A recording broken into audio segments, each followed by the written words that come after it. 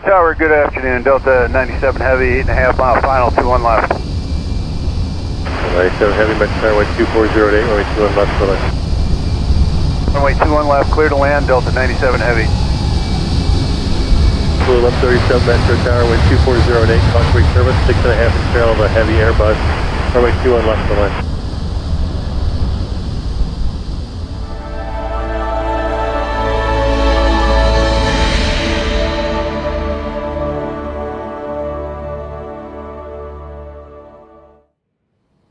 Hello again everyone and welcome back to the channel. In today's video we are taking a look at the newly released Aerosoft Airbus A330. The aircraft has just been made available for Microsoft Flight Simulator. Currently Aerosoft are offering the CEO base pack as they call it, which currently only includes the Pratt & Whitney engined version of the aircraft. Aerosoft were kind enough to reach out to me asking whether or not I would like to take a look at the product. As I'm sure that many of you are aware, this particular add-on has already developed somewhat of a reputation. Unfortunately, not a great one. So I thought we'd take a look, see what the package has to offer, and as ever, I'll try and give you an unbiased and comprehensive review of the product. For our flight today, we are currently on the ground at Charlotte Douglas International in North Carolina. We're going to be making what I believe was historically a real-world American Airlines A330 flight from Charlotte up towards Philadelphia. A nice short sector on which to test the jet, the flight time only around an hour in duration. We're going up to flight level 390, we've got 205 passengers on board the jet and about 15 tons of Jet A fuel. As usual, we'll carry out a full flight and then I'll give you my overall conclusions regarding the product at the end of the video. The Airbus A330 is an aircraft that's near and dear to me. I do have some time on the jet, so hopefully I'm fairly well placed to give you some opinions with regards to what the add-on has to offer. As always, I really hope you enjoyed the video. If you do, please consider giving it a like and subscribing to the channel. If you'd like to help support the channel further, you can do so by becoming a channel member or patron. So, good morning and welcome to the cockpit of Aerosoft's A330. As you can see, a pretty gloomy day here on the ground in North Carolina, and indeed, unfortunately, a little bit gloomy as well here in the cockpit. I have cranked up the lighting here as much as possible. Once more, we're going to be taking the jet on a very short run out towards the northeast, heading towards Philadelphia.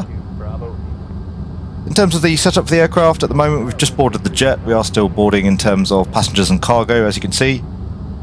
And we've now got the APU up and running. I did actually want to start from a cold and dark state, but unfortunately I found that the included tablet seems to induce an awful lot of WASM or WASM errors currently in the sim. So we're primarily going to be staying away from using the onboard tablet here today. It is just worth noting though, we have now fueled up the jet, so we've got 15.2 tons of fuel on board, and we're starting the boarding here as well, expecting a zero fuel weight of 153.2. We've also carried out our takeoff calculations here ahead of time, so we've got a V1 142, VR of 142, V2 of 146. The config is going to be flaps 1 plus F, THS up 5.2, and a flex of 37 degrees. We'll come back of course to those figures later on.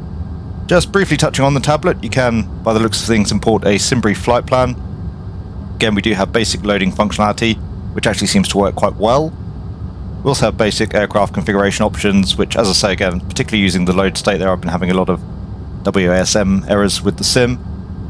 A map, which I suppose is a fairly nice feature, and we can also add Navigraph charts. Unfortunately though, the resolution of the tablet is actually pretty limited, so it makes it quite difficult to read the charts. And for whatever reason on this particular flight as well, the tablet here not actually letting me add any charts, so we'll stick with paper charts for the flight today. With all that being said, we'll run through a quick setup. I'll try and keep things fairly brief. So the cockpit crew oxygen supply can go on, the cockpit voice recorder ground control will set on, the evac command will set that through to captain only. We've already carried out an APU fire test. ADIS will take through to nav. You'll notice here no click spot to turn the rotary switch out to the right. Quite a few of the controls in the cockpit have very unusual click spots, and most of the controls I would argue here as well in the reverse sense. So it doesn't make setting up the aircraft any easier. Anyway, all three ADIS are set through to nav. The lighting strobes are in auto, nav lights on system 1, the rest we can leave for now. Seatbelt signs can go on, again we've already fueled up the jet, we've got 15.2 tons of fuel on board, 15.1 now. And as you can see, the fuel is balanced. It also loads into the aircraft correctly, so we've got full fuel there in the outer tanks and about 4.6 tons there in each of the inners, nothing there in the tail. So So signs are on, emergency exit lights will set through to armed. Again, we do have the dome lights cranked all the way up here, but things still a little bit gloomy on the flight deck. For the air panel, we'll set the cockpit temperature selector through to the 10 o'clock position, same as well for the cabin temperature selector. Fuel pumps can go on, and we'll carry out an engine fire test.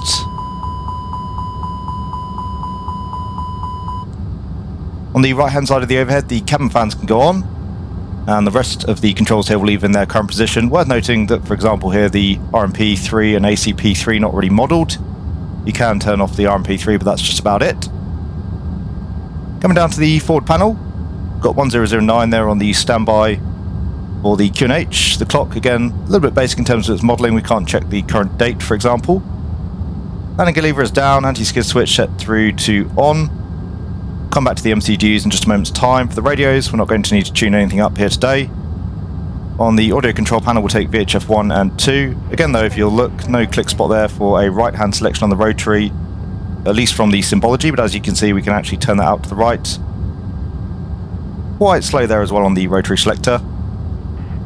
Weather radar is off, thrust levers are in the idle position, engine masters are off, engine start selector set through to normal. Radios on the FO side look good. For the transponder, we're in standby, system 1, altitude reporting on. For the TCAS there, we're set through to above and currently in standby. Bizarrely as well, the transponder here defaults to 0 on the squawk, so we'll clear that out. And we'll just squawk 2000. For the ECAM, we'll just come down to the hydraulics page. A little bit of a delay here as well on some of these switch selections. Hydraulics look good. The engines, we'll just check the engine oil quantity. So coming up to the overhead panel, we'll select the fade-up power on. Interestingly, that does actually work. Oil quantities look good. Quite high there, I would say, but that may be that the Pratt & Whitneys have a higher oil quantity available to them. And you'll notice here, some of these switch selections, again, just not quite right. Sometimes you have to hold down the switch for quite a period of time, other times you just have to tap. So again, slightly bizarre in terms of some of the modelling here on the jet, and we'll see that as we go. Anyway, coming down to the MCDU, we'll start setting that up for our flight, so on to FM1. Pratt & Whitney engines on the jet, 3rd of October through to the 30th, so the database is valid. GPS primary lost, we'll clear that for now. Onto the Init A page, we are departing again out of Charlotte Douglas International, so Kilo, Charlie, Lima, Tango, and we're bound for Philadelphia, which is Kilo, Papa, Hotel, Lima. We'll hit return. Alternate for the flight today is Atlantic City, Kilo, Alpha, Charlie, Yankee. Flight number is American Alpha, Alpha, Lima, 1809. Passengers on board, 205 for the flight today. Cost index quite low, 11. And for the cruise flight level 390. We'll leave standard temp and drop pause altitude there. The IRS is a little bit strange there in terms of the modelling. Apparently no wind selections currently implemented. Onto the flight plan page then, we're departing out of Charlotte today off runway 36 centre. And we're going to be flying the Kilns 5 departure. Tracking out via waypoint Audi for the transition. So we can set all of that. For the arrival into Philadelphia, expecting runway 27 right. Taking the ILS. Worth noting at the moment, no RNAV approaches supported in the aircraft. No localizer approaches as well in terms of FPA, the descent. They are a little bit limited in terms of your approach options. Anyway, 27 right, and we're coming in via the PATS 4 arrival. And this time we'll be coming in via waypoint BB Dole. Interestingly there, having to select the VIAS page and then coming back to give us the correct transitions as BB Dole. So we can set all of that. Just quickly work our way through the flight plan. So taking us out towards waypoint Audi, and then joining straight up for the arrival onto BB Dole. And coming in via the PATS 4 onto the ILS. We'll clean up some of that during the flight. The secondary flight plan page, again not currently modelled. RADNAV page is checked. For the Init B, again 0 fuel weight for the flight today, 153. 0.1. And we have a max zero fuel weight of 25. Block fuel 15.1 tons on board the jet, as we said, already fueled up. And that's giving us performance data off 36 center of V1 142, VR 142, and a V2 of 146. Again, it'll be a config 1 departure up 5.2 on the stab. And ordinarily, to enter the flex here, we ought to enter the F key press and then 37. That is the case on the Rolls-Royce version of the 330. I don't know whether or not it's the case as well on the Pratt & Whitney's, but for the Aerosoft model, we just enter 37 for the flex temperature. And we've got the transition altitude there of 18,000, thrust reduction and acceleration look good. The climb there again, 390, no options for any D-rates. Again, I don't know if that's particular to the Pratt & Whitney version of the aircraft. On the progress page, we do now have GPS primary. On the progress page, we'll just enter Charlotte, so Kilo, Charlie, Lima Tango, and runway 36 center. And we'll just leave that here on the progress page. So that's just about it in terms of the setup. There are quite a few peculiarities currently with the modelling of the MCDU and its systems. Similarly, there are quite a few things not yet implemented. We'll obviously take a look at those and get a feel for that during the flight. Again, we're going to be using paper charts for the flight here today, so we'll brief up the departure. As discussed, we are expecting the Kilns 5 departure here out of Charlotte Douglas this morning, off runway 36 center, so that's plate 10-3 kilo. It is an RNAV SID, and we do now have GPS primary as we've just seen. On the chart then, again, transition altitude 18,000. Primary points to note there in terms of speed restrictions, initially accelerating to 250 knots below 10,000. The departure itself out of Charlotte Douglas 36 center, it's runway heading of 003, initially up to 1,260 feet. And then we'll be tracking out on a heading of 330, or otherwise as assigned by air traffic, and climbing up to an initial stop height of 8,000. In terms of the taxi, currently on stand Delta 13, we're going to be pushing back here and then joining onto Mike, through onto Echo, and then southbound on Echo for holding point uniform for a full-length departure off runway 36 center. Anyway, that's just about it in terms of our brief setup. Hopefully that's given you some feel as to the level of fidelity of the aircraft in terms of its systems. We'll obviously take a much closer look at all of those during the flight. I would say, as with most Aerosoft products, for the day-to-day operations of the jet, which is apparently what they're aiming for, you can operate most of the systems, but there are certainly quite a few bugs currently with the jet.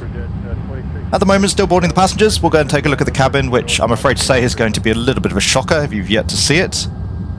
As well, having a few issues here with the pushback of the aircraft. I don't know whether or not that's related to the aircraft itself or the scenery here at Charlotte Douglas. So once we come back from our tour of the cabin, we'll actually have already pushed and we'll commence the start from our release point. Welcome back to travel with American Airlines. We're glad you're here. This flight is on its way to one of our many destinations across the globe, made possible by our dedicated team members who all do it for one reason: you. That's why your safety and well-being are so important to us. Let's go through some in-flight instructions so we can get you safely on your way. First, make sure your seat is upright. All guards and electronic devices. Okay, so as you can see, we have now completed the push back here onto stand Delta 13. And as you've seen, the cabin obviously very disappointing at the moment in terms of its current state. The cabin also has to be accessed via the drone cam, so I suspect that's part of the reason that the fidelity is so low. Currently the cockpit door, as you can see, is not operable, so there's obviously no modelled cabin currently down the back, which is pretty disappointing for a release of what we were expecting in terms of a full fidelity A330. Nevertheless, we have completed the push, so in terms of the before start checks, we'll just run through that ahead of the start. The cockpit preparation has been completed, gear pins and covers have been removed.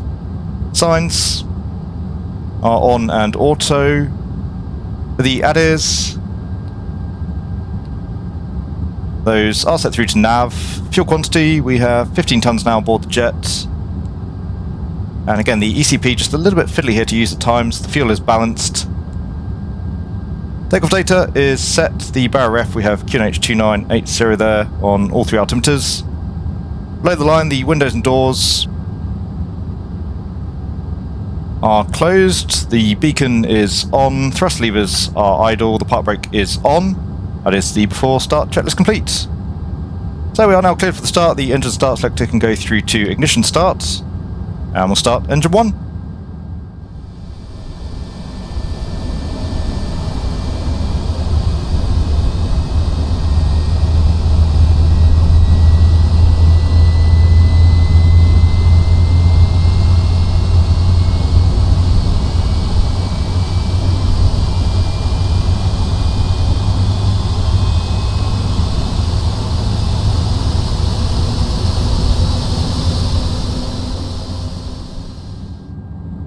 Okay, so we do now have a good start here on engine 1. We'll start engine 2.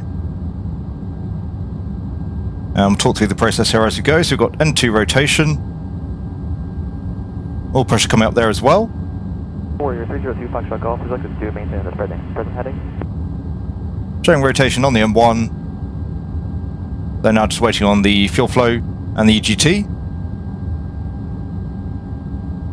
3 cross, runway 21 right, then turn right on Mike, contact ground point 8. So there's our fuel flow, EGT increasing, so we have a good light off.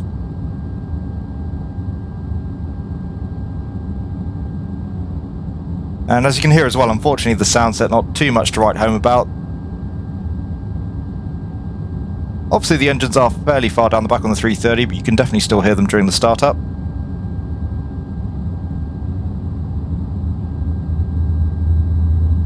And just getting a little bit more audio feedback now here as the engine spools up. 5425, right to high speed, take 8. So just waiting here on the number 2 to stabilise, waiting until we see the avail indication, which we now have. Engine start selector can go back through to normal. We'll start the chrono, we need 5 minutes here for the engine warm up. APU bleed can come off, same as well for the APU master. We'll reset the rudder trim. We can arm up the spoilers. Again, it's going to be a config 1 takeoff today. And on the stab, we're looking for up 5.2, which we have.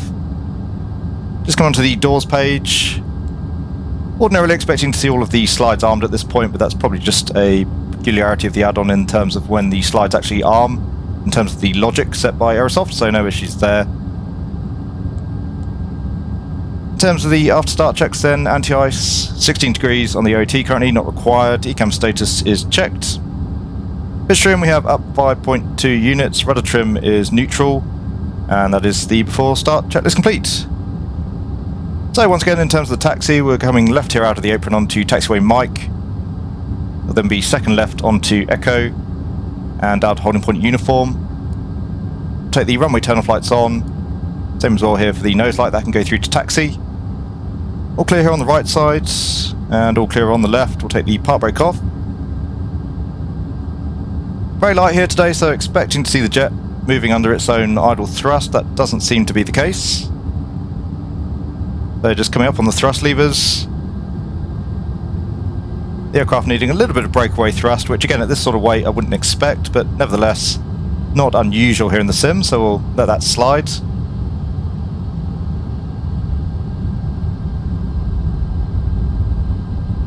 You notice here as well on the FMA, the mode's currently incorrect. We're expecting to see climb nav blue. And even if we reset the flight directors here, still not showing the correct mode. So I found you actually have to press for out and as well press for nav, which is not correct versus the real jet. So we have climb nav blue and 1FD2 now. Just get ourselves established here on Mike. And then we'll carry out the flight control check. 5425, Whiskey, Tango, hold short of Juliet 7, and contact there. Overall, the aircraft handles pretty reasonably here during the taxi, no complaints there. And pretty poor weather here, we'll just take the wipers on as well. Although, as usual in the sim, they're not really going to aid all that much in terms of visibility. Okay, so established on Mike, second left onto Echo for the flight control check. We have full up. 97 heavy, Metro Tower 2408, runway 21 left for left. Full down. And neutral. Full left. Runway 21 left, clear to land, Delta 97 heavy. Full right. and neutral, actually needing some thrust here just to maintain the speed, which I definitely wouldn't expect. We'll skip on the rudder again. I don't have anything assigned to the rudder pedal disconnect push button.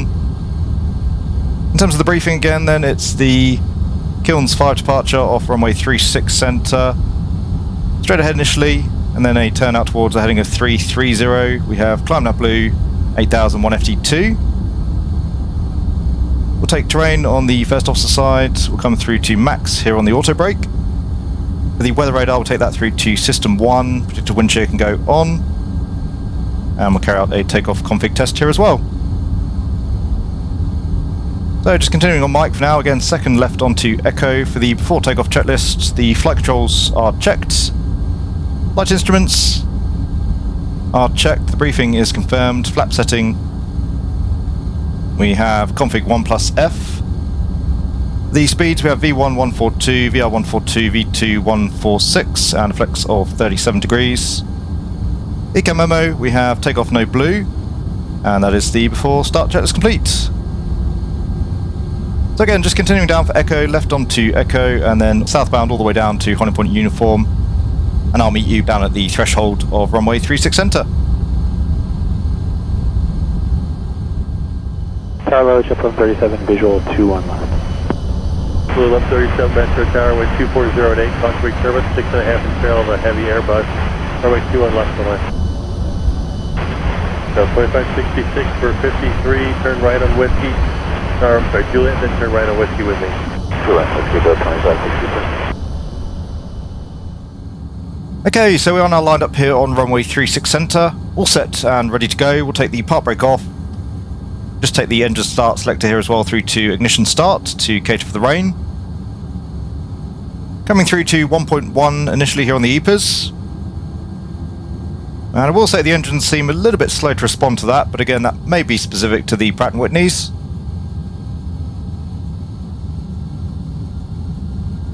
And the engines are stable. So takeoff.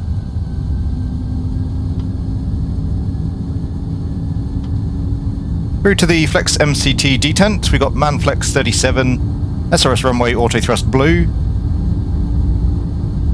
Thrust is set. The aircraft does seem a little bit lethargic as well here in the acceleration, given that we've got a pretty low flex and a pretty low takeoff weight here as well. There's 100 knots.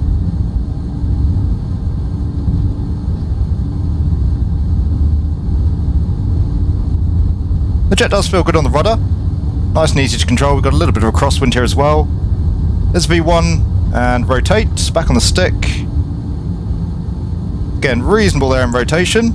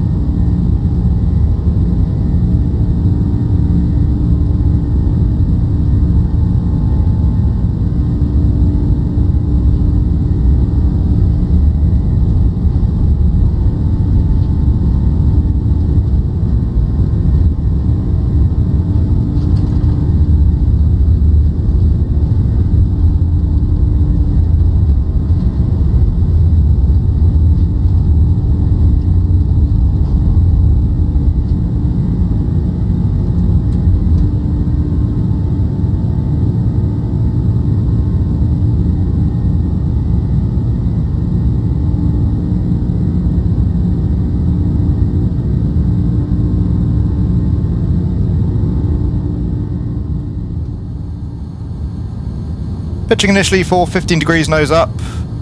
The lateral flight director there in error. Again, we want to maintain runway heading initially.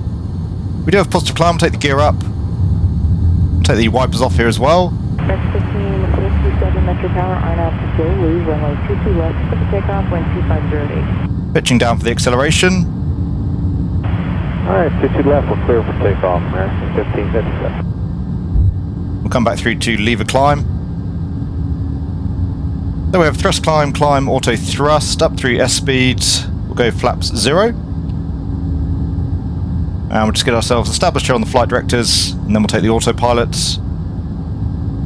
Overall, I've got to say the aircraft does feel pretty nice to hand fly. Perhaps a little bit sharper than the real-world 330, but by no means a bad flight model so far. So established on the flight directors, we'll take autopilot 1. We've got AP1 there on the FMA. Acceleration up towards 250 knots. And we've got waypoint Munby there as the active waypoint, so tracking bound towards that. We'll see how the aircraft handles that in terms of lateral navigation. TOT plus 20 degrees currently, so we're okay in terms of any icing. We'll leave the engine anti-ice off for now. And the rain here doesn't seem to be too heavy, so we'll take the engine start selector back through to normal. The after takeoff checks, the gear is up, flaps are up. We've got the packs on. We'll take the runway terminal flights off, and same here for the nose lights. You can see there quite an aggressive intercept to get us back on flight plan track. And the weather radar here as well, clearly just the default weather radar, definitely quite a strange pattern it's painting there. We're not going to worry too much about avoiding any weather here today, given the limitations of the system. Just coming up on 6,000, we'll assume we've been given further climb now. It's a short sector, so we'll just go straight up to flight level 390. We're 2 Foxtrot Golf, contact message 118.4. And we have Alcruise Blue flight level 390, that is correct, it's nice to see. 8.4, 302 Foxtrot Golf. Just come up through the tops of the first layer of clouds, up through 7,000, and we'll disarm the spoilers there as well. 97 heavy, turn right at Whiskey 2, the high speed. And what is your gain? So far then the aircraft doing a reasonable job of intercepting that track. Again, I think a little bit aggressive initially on the turn in, but we are now established on track. I found overall that the lateral navigation of the jet is rather hit and miss. You'll probably see that during the approach. So just waiting on 10,000. Once we're through 10, we should see the aircraft accelerate. We'll take the landing lights off as well. And we'll just hold the cabin crew a little bit longer. Once we come into the acceleration phase, we'll probably just keep the speed back towards 285 knots until we come up through all of this weather. We're at Alpha 54, Delta 97, Whiskey 2 up the office. So I would say a real mixed bag overall with the aircraft. To hand fly, it's quite nice. The system's fidelity obviously quite basic. The auto flight system as well still needs a lot of work. For example, there you can see we've just hit 10,000 feet, and in terms of acceleration there, the jet just wants a managed speed of 254 knots, Mach 0.44, which is just bizarre. Not really sure why I would want that. As far as I'm aware, and as we checked during the chart, there's no speed restrictions or constraints here on the approach. Up through 10, take the landing lights off, we'll cycle the signs here for the cabin crew. And again, that speed just absolutely way off the mark, so we'll come into selected speeds, and as discussed, we'll just initially accelerate towards 285. Just to pick up a little bit of speed, but also giving us a little bit more climb performance here to get through the rest of the weather. TOT now plus 7 degrees. So we'll take the engine anti-ice on here in anticipation of coming up through this second layer of cloud. Whiskey Tango, hold short 287, over to the ramp, Delta 978. And approaching 285. So again, during the takeoff, the aircraft felt pretty good on the rudder. I would argue perhaps just a little bit lethargic there during the acceleration. Your discretion, 302 Foxtrot Golf. And then actually possibly overperforming slightly during the initial stages of the climb. That being said, again, we were very lightweight for the takeoff, so 17.5 degrees or thereabouts I think we had during the climb, perhaps not completely unreasonable. Typically you're looking for about 15 degrees nose up. And currently we're getting around 2,500, 3,000 feet per minute rate of climb, which again, at light weights, currently showing our gross weight there, 167 tons, let's call it. JetBlue 1137, right turn northbound, taxi Whiskey and Papa 3, short of 2 and right with me. So once more, that managed speed, 254, don't know where the aircraft's pulled that from, but definitely inappropriate for this phase of the flights. In terms of the flight plan, currently looking at 8.2 tons on arrival into Philadelphia. Just checking that against our paper flight plan, so diversion fuel for the flight today, we need 4 tons, and I've planned an extra 30 minutes on top of that. So we're looking at about 6 tons plus an extra 20 in contingency, around 8 tons on arrival. So far the projection there looks pretty good. And if we arrive with that overall, we can say that the fuel burn modelling of the aircraft is pretty good. Just coming up on flight level 160, just holding the altimeters here till we come up through 18,000 as per the brief. We'll just continue here in the climb until we're up on standard on the altimeters. And we'll leave the passenger sat down a little bit longer here as well. So this is what I mean in terms of lateral navigation. We've now passed over waypoint Munby. You can see though, still showing there the active waypoint as Munby on the nav display, which is completely inaccurate. We should now have switched to waypoint Lilac or Lilac. Box there as well thinks waypoint Munby is the active. We'll try and help the jet out here, so we'll go direct to waypoint Kilns. We shouldn't have to, of course. This Kilns confirmed. We'll go direct to, and we have nav showing now the turning point as the active, when indeed we should see waypoint Kilns.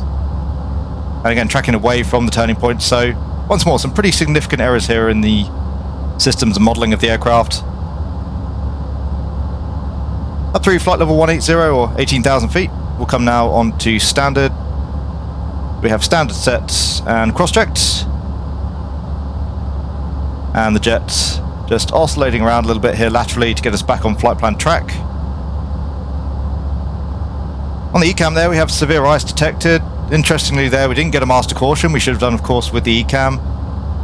And I can't say that I've ever actually seen a severe ice detection ECAM in the real world, though of course it is possible. That's now cleared, so we'll just leave the engine anti-ice on for the time being. Just come up through flight level 200. We'll leave the speed back at 285 until we clear the tops of these clouds, and then accelerate up towards around 300 knots will be reasonable here for the climb. We'll take our very short cruise segment here at Mach 0.81. And we'll just keep an eye on that performance figure, see if it actually improves at all. In terms of our prediction there as well, the time there you can see completely erroneous. Not even reading correctly in terms of numbers. So certainly lots of bugs, lots of issues with the aircraft. I have to say, even up until this point with the recording, I've had a lot of frustration. Multiple resets as well. Lots of crashes, lots of systems issues. So unfortunately I really can't say I'm enjoying the Aerosoft A330 all that much so far. And again, the jet just wandering around there trying to find the flight plan track. As we bust up through the tops of these clouds, you're going to see another issue starting to present itself here as well. You can see a lot of artifacting, a lot of flickering here within the cockpit. Now they've got a little bit of better lighting. 137, Papa 3, cross 2 and right, going Fox, track ground 0.8. So just come up through the tops of the clouds, and again, as you can see, that flickering pretty noticeable throughout the flight deck, which I believe means that there's some modelling issues going on there, the lighting not playing correctly here with the cockpit. 2164, 2 right turn, taxi whiskey and Papa 3, hold short 2 and right with me. Obviously we'll cover all of these issues again during the conclusion stage of the flight, but I can already tell you this product currently has a lot of work that still needs to be done. It's very rare that I level that sort of blunt criticism at a product. Usually I can find the good and generally do enjoy most add-ons that I fly for one reason or another, but at the moment the Aerosoft A330, I'm afraid to say, is just proving very frustrating to use. Again, we're currently just wandering all over the sky trying to find our way inbound towards the waypoint that's not even reading accurately here on the ND. We'll see what happens here when we pass over waypoint Kilns. Anyway, a little bit early, but just for the sake of the video, we'll get the seatbelt signs now back through to auto. The static air temperature is still 30 degrees, so we'll leave the engine anti-ice on. Once again, we'll try and help the jet out here. We'll go direct to waypoint Durst. 2 right turns, whiskey, Papa 3, hold short 2 and right to you, 2164. So we do now have nav and Durst, which is what we should have been seeing with the last direct to, but that may well at least help the aircraft in terms of its lateral guidance. We'll hopefully now get on to flight plan track once again.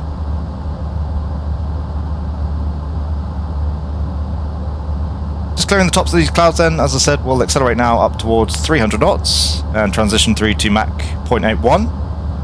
164, Papa 3, cross 2 and right, Foxtrot 1 north ramp. In terms of our top of climb, that was showing just a minute ago here on the flight plan. Even something as simple as using these rotaries, again, it's quite frustrating when They work in the reverse sense of what I would expect. And actually even just trying to get the click spot there to take it through in a right-hand clockwise rotation, a little bit fiddly. So in terms of the performance page again, we do now have reasonable numbers, 1710 there for the top of climb, about 90 miles to run. So top of climb is indicated. And we've got top of descent there around waypoint Bucky. So for now then, we'll just continue here in the climb up towards flight level 390. As you've just seen, a very short segment here for the top of descent, and in fact waypoint Bucky I think even might be a little bit late in terms of our top of descent point. Currently showing around 380 miles to run. We have a discontinuity there in the flight plan, we'll clear that out. Anyway, we'll take another look at the top of descent closer to that point. We'll briefly head outside the aircraft, take a quick look at the external model, and as well you can hear the external sounds, which unfortunately I'm sounding very repetitive at this point, but are rather underwhelming at the moment. We're up at flight level 39 for the cruise, so top descent should be around 160 miles from Philadelphia. I'll come back to you then, and as usual we'll briefly approach, get the jet set up for the arrival. Delta 767, so most heading 250, fly from Eddie, cleared on X-ray 22 left approach. Hello, Center JetBlue 2101, flight 190, cross landing 250 knots. 2101, you approach heading 180, vector on X-ray 22 left, hey, this is Tango. X1679, so most heading 250, you're 6 in Cockpit, maintain 3000, full established, cleared on X-ray 22 left. 250, 3000 established, clear the RNAV, X-ray 22 left for American 67. And for JetBlue 2101, that's 180 heading right now. For the 2101, it's on the 13000, altimeter 2982. That's the 13000, JetBlue 2101. Delta 2767 at tower. 767 tower is 19 miles. Okay, good day. Breaker 4631, ready to see the 210.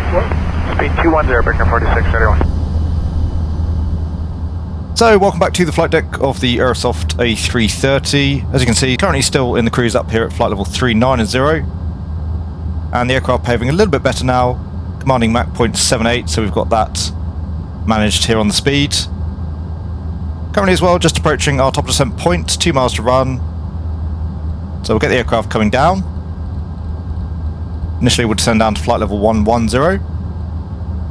And we'll go for a managed descent, so we've got descent out blue, flight level 110.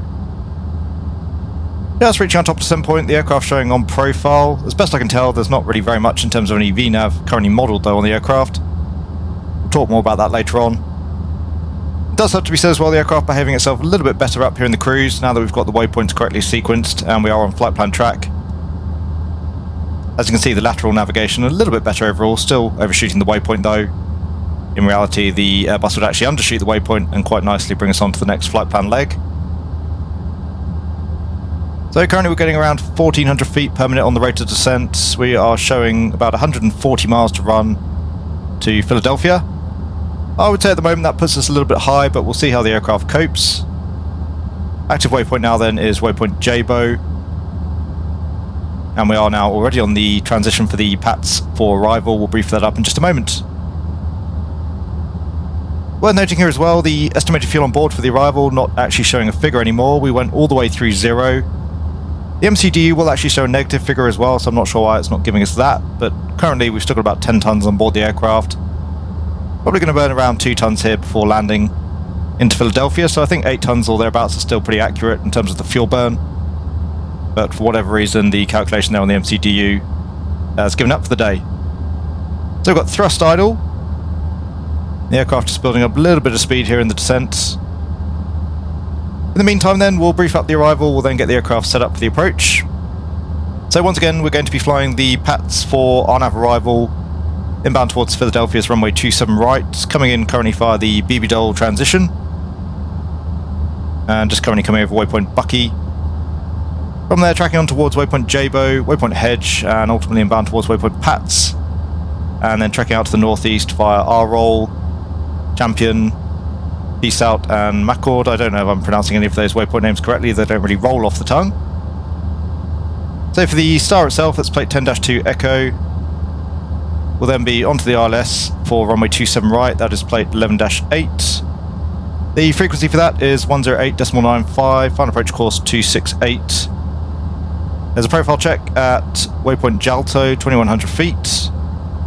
Aerodrome elevation 36 feet. We're going down to the Cat 1 MDA today of 211 feet. And the missed approach climbing to 1500 feet, then a right turn up towards 3000 to take up the hold. Once again, no significant terrain around Philadelphia. MSA is 2600 feet. Weather-wise, very similar to what we saw out of Charlotte earlier on this morning. So definitely some rain in the area. We're looking at a temperature of around 15 degrees and the QNH 2980. Pretty strong winds. They're slightly across the runway. We've got about a 30-degree crosswind component. We'll see how the 330 handles that. In terms of the landing on 27 right, we'll use auto brake low, vacating off to the right, probably at Kilo 5 and then inbound for the Alpha West section of the terminal. In terms of our fuel state, once again we need 4 tons for our alternate today, which is Atlantic City. And as discussed, probably going to be arriving with around 8 tons on touchdown. They've got about an extra 4 tons in total. It's about 40 minutes up our sleeves. I planned 20 minutes of contingency plus an extra 30 minutes. So overall the fuel burn on the aircraft looking pretty reasonable. Then once again we've got thrust idle on the FMA, just coming down through flight level 320. So we need about 128 miles to run at the moment, and currently showing 109. I think we're getting a little bit high at this point, so we're going to go open descent and we'll just start cranking on some speed here as well. We'll avoid using the speed brake for now. So we've got open descent out blue, flight level 110. In terms of the setup for the aircraft then, once again, it's going to be auto brake low here for the landing. We've got enter destination data, we'll clear the message on both sides.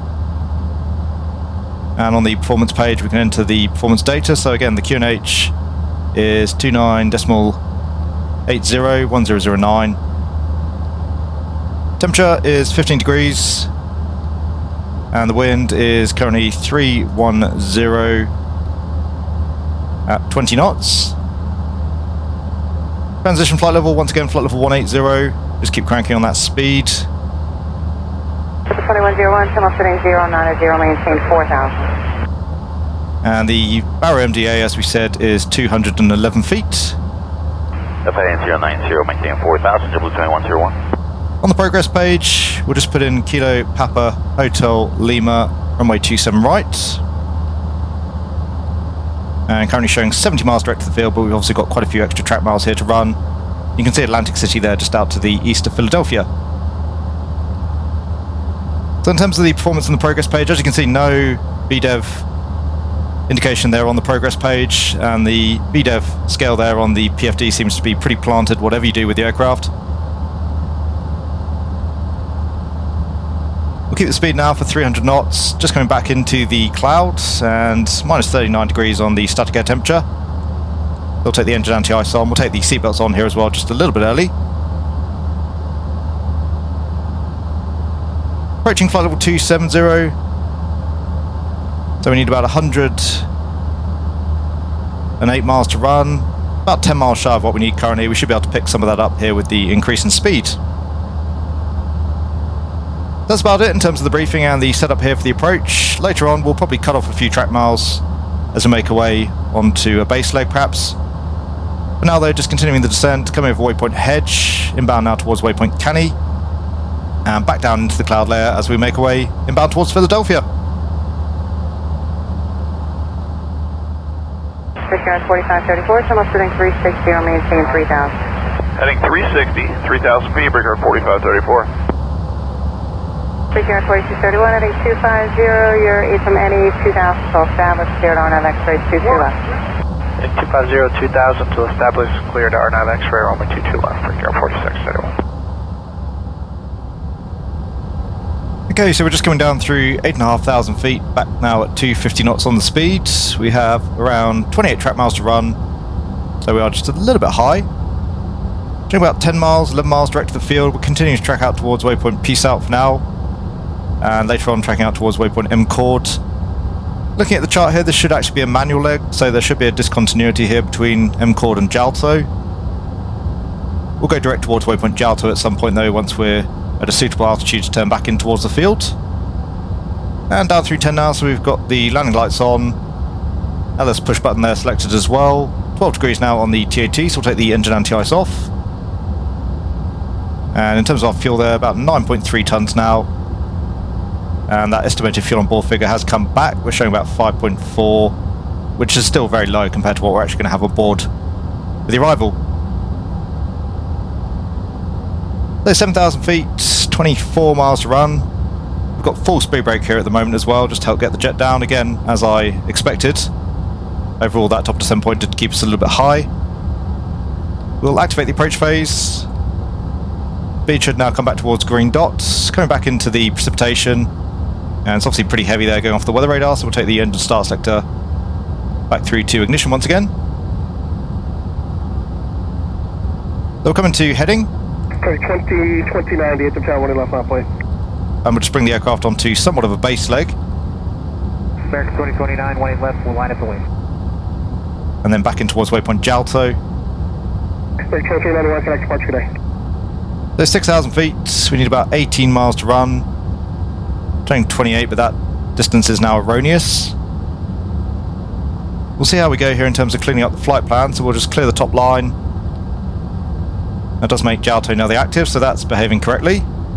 Okay, 2029, I'll have to be park 1 left, let's take off. And the distance there is now completely inaccurate, so now unusable in terms of managing our profile. 5,000 feet there, we'll just use the DME. We want to be around 15 miles, so we'll keep the descent here on our base leg. You can see there just coming onto the glide here as well. And speed coming back quite nicely, so we'll go flaps 1. And we'll go selected speed, just bring the speed back towards 200 knots for the time being. Still just keeping those speed brakes a little bit longer. And 5,000 feet, we'll cycle the signs. And start tracking down towards waypoint Jalto. American 2029, RFB park, clear for takeoff, 20 left. Might as well just try direct 2 here again, see how the aircraft handles that. So Jalto. Once again, that distance is now correct, 15 miles. Fuel on board looks much more reasonable there as well. We have nav Jalto. Not actually drawing the flight plan path correctly there on the nav display. You can see we just got the turn point direct to Jalto. No calculated turn. Okay, nicely here on the glide now, so we'll keep bringing that speed back. Go for 180 knots. Still got full speed brake here at the moment, just helping to bleed off a little bit of energy here in the jet. The ILS is identified. We've got India Papa Delta Papa. That agrees with the chart, so we'll arm that up. And we have glide slope low blue, Cat 3 dual, autopilot 1 and 2. We'll get rid of the speed brake now. And we'll continue our descent down to 2,100 feet. That's the intercept altitude for the ILS. 2029, connect departure today. Just making sure here that we don't put ourselves above the glide. Once we get back on speed, we should see our descent rate there start to increase. And we should shortly as well see that localizer start to come in. So in terms of the approach checks, the briefing is confirmed, decam status is checked, seatbelts are on. RF, we have a QNH of 29.80. They're on all 3 altimeters. American 2029, over departure, good day. The MDA, we have a barrow of 211 feet. Engine mode selector will now take back through to normal. That is the approach checklist complete. We'll come into VS. Just finesse ourselves here onto the glides. Try and avoid levelling off. For the time being, 1 dot low is pretty good. We'll just bring the speed back towards 175 knots. Tower 517 requesting on left 360 over 13 right. And for the 330 here, typically we want flaps 2 to get ourselves down the glide slope. Through 9 miles now. Speed is good. We'll go flaps 2. 18 left, line up and wait down with 3708. So again, just give me a really good eye on that glide. If we start to close in on it, we'll increase our vertical speed once again. So 175, coming up on 8 miles, we'll take the gear at 8 miles. 2,500. Let's check 2,500. And we'll take the gear. So we can arm up the spoilers, take the runway turn flights on, nose light through to takeoff. Just increase that vertical speed ever so slightly, just coming onto the localizer.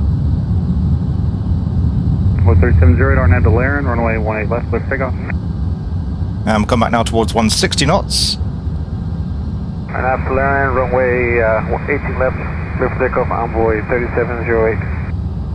Hopefully we're going to see Loke Star in just a moment's time, at which point we'll get Glide Slope Star here as well. There is Loke Star. We've got Outstar at the moment.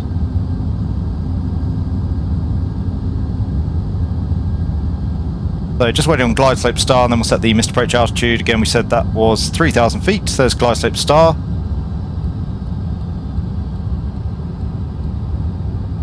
And we have 3,000 white. We'll go through to flaps 3. 1370 at traffic, 1.5 miles southwest of you, continuing southwest bound as a low level Cessna climb departure day. Other departure, thank you. And we'll come through to flaps full. Just approaching 5 miles, that's close enough, so we'll go manage speed. It wants a manage there of 160 or thereabouts, which again, I can't imagine is accurate. On the performance page there, V approach is 129. That actually seems a little bit low. 1967, DFW Tower, 18 left, line of wait. Looking at VLS there, 129, perhaps not unreasonable. We'll come back to around 135. Again, unfortunately, it's just a very difficult product to actually trust. As you can see, quite a lot of issues. Anyway, for the landing checks, the cabin crew haven't advised auto thrust. We have speed, auto brake is low, eco memo, we have landing no blue. That is the landing checks complete. And at the moment we've got about 44 knots of wind out from the west. So the runway is going to be somewhere off tower 11 o'clock, looking at the ND. You can see we're tracking the Loke quite nicely, a little bit low there on the glide slope. We'll keep a good eye on that. If the jet really isn't handling things, then we'll just come back through to VS, which would not be ideal. 8.7 tons now on the fuel, so a little bit off in my estimate there. Probably going to be landing with about 8.5 as opposed to 8 tons. 1,000. As checked, we are stable. Reasonably well established here on the ILS. Again, the MDA 211 feet, that'll be 200 feet on the rad out. And pretty miserable here again in terms of the rain. So we'll just take those wipers back on. At the moment, the aircraft giving us 400 feet per minute on the VS, so we should come back onto the glide. A little bit tricky to say whether or not that's the fault of the aircraft or the sim. As I've mentioned many times, ILSs, for whatever reason, Microsoft Flight Simulator have never been particularly great, and this seems to be the case for our flight here today. So visual with the approach path lighting, but I think that's probably 36 left. 600 foot above the ground, again not too far off the glide slope, just a little bit low. Scenery's looking pretty excellent though. Okay, there's 36 right, so we should see the approach path lighting for 36 center. We now have that. That is checked 500.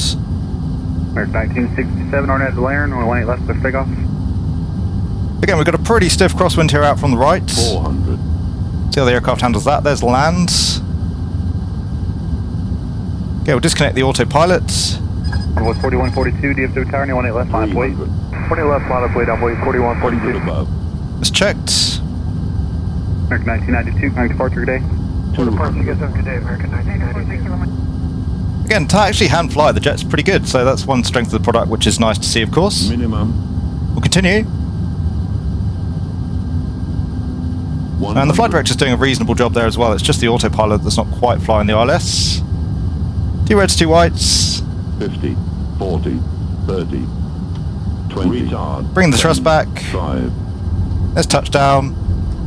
We'll just go idle reverse. That wind's just whipping the tail around. And we have spoilers, rev green. Should see decel there. I may have accidentally kicked that out here on my rudder pedal, so we'll just start manually braking. And get rid of those wipers here as well before we tear up the windshield.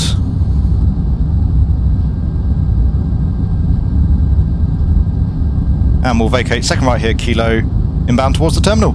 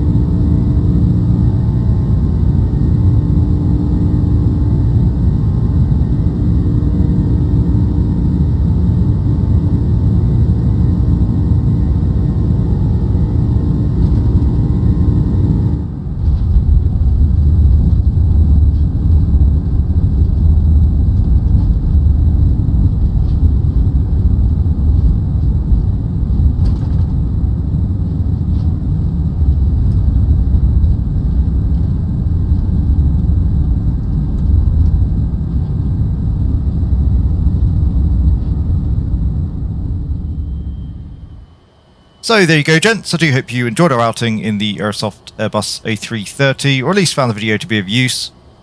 Overall, as I expect the video has made clear, I think it's very fair to say that at the moment the aircraft is still very much in an early access state. There are currently a lot of issues with the add-on. It did make using the 330, to be honest, quite frustrating at times.